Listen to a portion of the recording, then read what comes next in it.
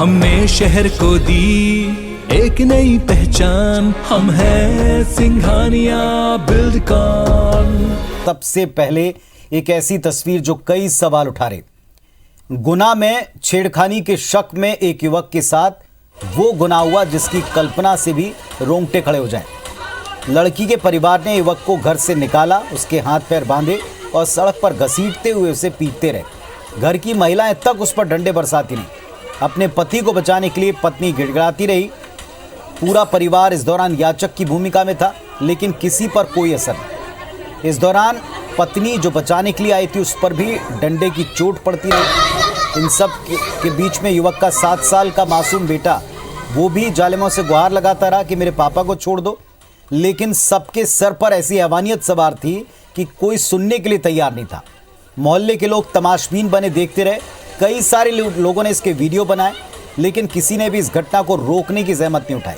किसी ने प्रयास नहीं किया कि सच्चाई इस मामले की समझ सकें या कम से कम पुलिस तक मामले को जाने दें और पुलिस इस मामले में निर्णय करे।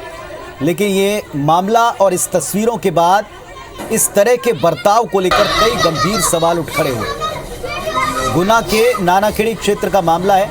आमने सामने रहने वाले 2 परिवारों के बीच बीते 1 साल से किसी बात को लेकर विवाद था।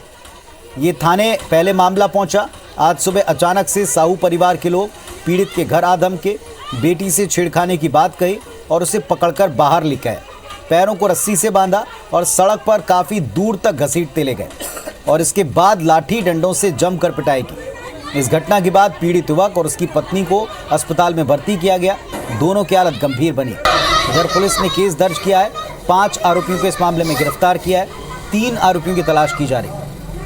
सबसे बड़ी बात यह कि ये सब कुछ सैकड़ों लोगों की मौजूदगी में हुआ। काफ़ी लोग तमाशबीन बने रहे। जाहिर तौर पर कई ऐसे लोग होंगे जो इन दोनों परिवारों को जानते होंगे, उसी मोहल्ले में निवास करते होंगे, लेकिन किसी ने भी इसमें रोकने का या बीच बचाव करने का प्रयास नहीं किया और ना ही वक्त रहते पुलिस को इसकी खबर दी गई। विवाद परिवारों के बीच पुराना बताया गया किसी बात पर। अगर ये मामला पुलिस तक था और इस तरह की घटना थी तो क्यों सूचना पुलिस को नहीं दी गई और क्यों इस मामले में इन सारी तस्वीरों के सामने आने के बाद एक्शन हुआ, ये समझ से परे। एक युवक को बेरहमी से मारा, ये आरोप लगाते हुए कि बेटी के साथ छेड़खानी की। पत्नी गुहार लगाती रही, पत्नी को भी पीटा। 7 साल का बेटा था पीड़ित का, वो भी गुहार लगाता रहा, लेकिन किसी पर कोई असर नहीं।